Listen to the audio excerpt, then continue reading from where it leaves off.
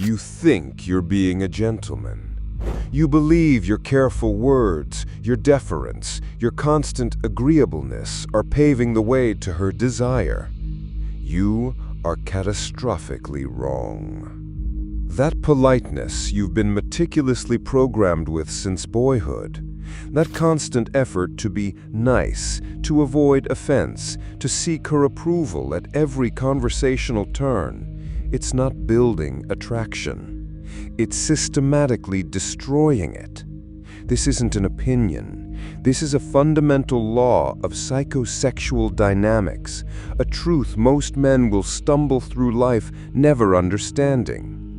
The insight you are about to receive will not just tweak your conversations, it has the power to fundamentally rewire your understanding of masculine allure and feminine response. What if the very behaviors you believe are drawing her closer are in fact broadcasting weakness, a lack of sovereign presence that her primal instincts are hardwired to reject? Prepare for a deconstruction that may feel uncomfortable because it will strike at the core of your social conditioning. This is Seduction Noire, the poison of performative politeness. The nice guy conversational error is not about being unkind. Cruelty is never seductive. It's about the source and intent behind your politeness. Most polite conversation from uninitiated men stems from a deep-seated fear. Fear of rejection, fear of disapproval, fear of not being liked at every conversational turn. This fear translates into a conversational strategy of constant supplication. You ask for permission subtly with your tone. You over-explain to avoid misunderstanding. You agree too readily to build rapport. You dilute your own opinions to ensure she's comfortable. And what does she perceive? Her subconscious, that ancient, ruthless vetting mechanism, doesn't register, "Oh, he's so considerate." It registers, "He lacks conviction. He needs my validation. His frame is weak. He is not a leader. He is not sovereign." Politeness born from a place of genuine inner strength, from a man who is comfortable in his own skin and has nothing to prove, that can be charming.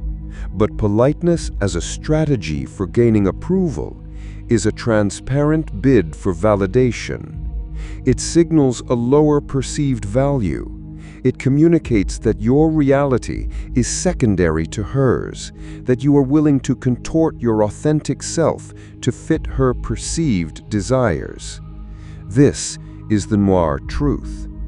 Women are not overtly repelled by polite actions.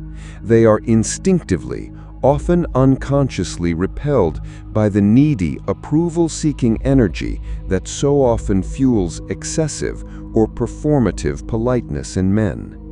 It feels inauthentic. It feels unsafe. Not in a physical sense, but in the sense that such a man cannot be a pillar of strength, a sovereign rock in the chaos of life. The yes man and the fading spark. Consider the archetype of the yes man in any social dynamic, particularly in courtship. He enters the interaction with one primary goal: to be agreeable, to mirror, to gain approval. He memorizes her favorite color, orders what she orders, laughs a little too readily at her jokes.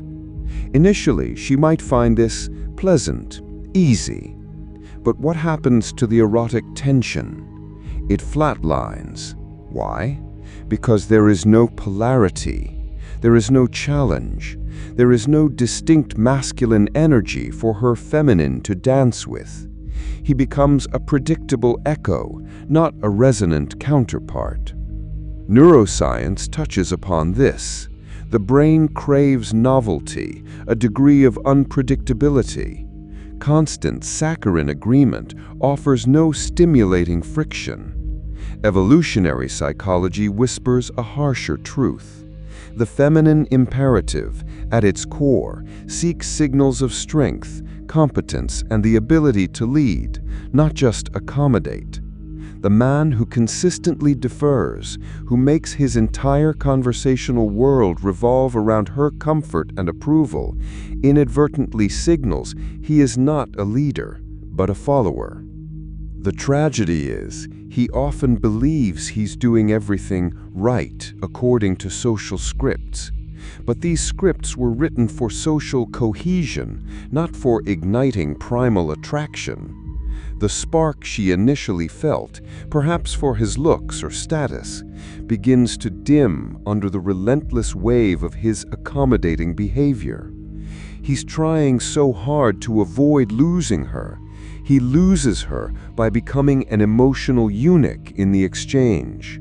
If this is resonating, if a cold dread is creeping in as you recognize your own patterns, good. That discomfort is the first sign of awakening. You are beginning to see the invisible scripts that have governed your interactions, the subtle self-sabotage cloaked in good intentions. But this deconstruction is merely the scratching of the surface. There are deeper layers to this psychosexual programming, more potent ways to reclaim your sovereign voice.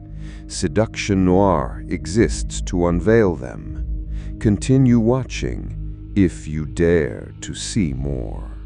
Here is the Seduction Noire twist, the forbidden insight most will never grasp.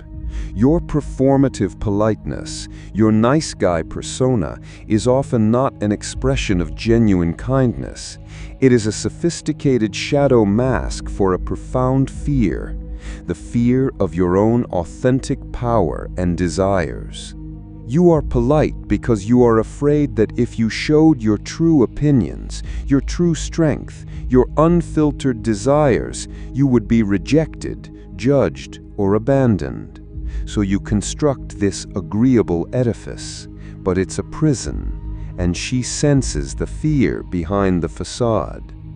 The man who is truly sovereign, who has integrated his shadows, can be intensely direct, even challenging, yet still be perceived as high value and deeply attractive, precisely because his actions spring from an authentic core, not from a desperate need for external validation. He can choose politeness as a tool, a specific frequency to deploy, but it is never his default operating system born of fear. This nice guy conversational error is therefore not a superficial behavioral tic. It is a symptom of a deeper misalignment with your own masculine essence. To correct it is not just to learn new conversational tactics, but to embark on an inner alchemical journey of reclaiming your sovereign self. So how do you escape this polite prison? It begins with 3 conversational anchors, power moves that signal authentic strength, not performative deference. 1.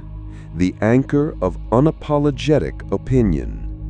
State your views, your preferences, your truths calmly and clearly without seeking her agreement or fearing her dissent. If she asks your favorite movie and it's a brutal action film while hers is a romantic comedy, state yours with quiet conviction, perhaps even a playful challenge in your eye. You might find it a bit intense, not, "Oh well, yours sounds great too." 2. The anchor of playful disruption. Dare to tease, to gently disagree, to introduce unexpected humor or a counterintuitive perspective. This is not about being argumentative, it's about creating spark, about showing you have a mind of your own, a reality that doesn't instantly bend to hers. 3. The anchor of selective validation. Reserve your deepest approval and most profound validation for when she is genuinely earned, when she reveals her authentic self, not just her socially conditioned persona. This makes your validation potent, a rare commodity, not cheap currency handed out to appease. Mastering these isn't about becoming a jerk. It's about becoming a man whose conversational frame is built on the bedrock of his own sovereign truth, a presence she instinctively recognizes as powerful, authentic, and therefore deeply, irresistibly attractive. The nice guy path is paved with good intentions, leading directly to the friend zone, or worse, to her polite, soul-killing indifference. True attraction is not earned through supplication. It is commanded by sovereign presence. The politeness that repels is the one born of fear. The politeness that attracts is a conscious choice made from a place of power. You have now seen one of the masks many men wear and why it fails. But this is just one thread in the intricate web of seduction. The shadows of Seduction Noire hold countless other revelations, keys to unlocking dynamics you never knew existed. If the shattering of this one illusion has resonated with a desire for deeper truth within you, then your journey has only begun. Explore further. Question everything you've been taught. The answers you seek are not in pleasing others, but in mastering yourself. Like this transmission, if its truth cut deep, subscribe, not to follow, but to be initiated into seeing. And comment below, what polite behavior have you realized was actually masking your own fear? The path to sovereign interaction is open. Few dare to walk it. The question is no longer, will she like me? It is, will I remain myself?